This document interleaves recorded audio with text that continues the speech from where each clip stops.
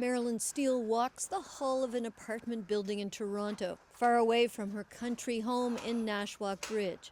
Did you have play practice after school?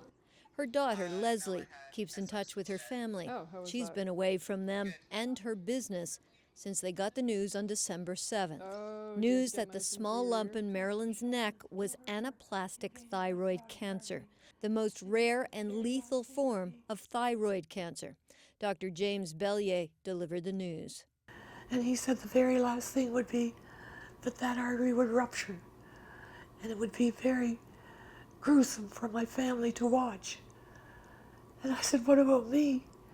He said, you'll die, you'll bleed to death. And that's the way he left it.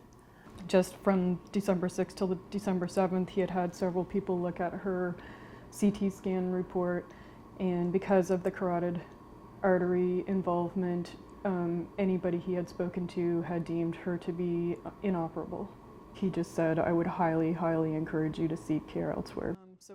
Leslie Steele, a veterinarian by trade, started the search for anyone who might save her mother's life.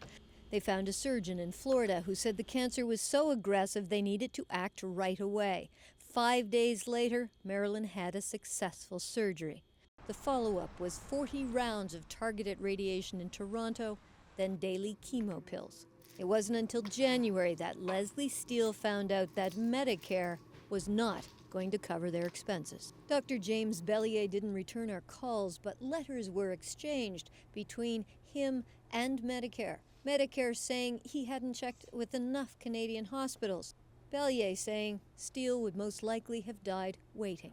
The Steele's home here in Nashwauk Bridge may soon have a for sale sign in the front yard.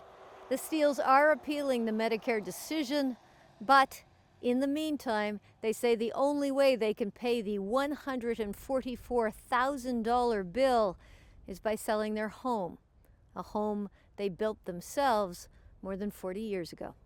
My husband and I were both retired on a small pension, and the only asset we have is our home.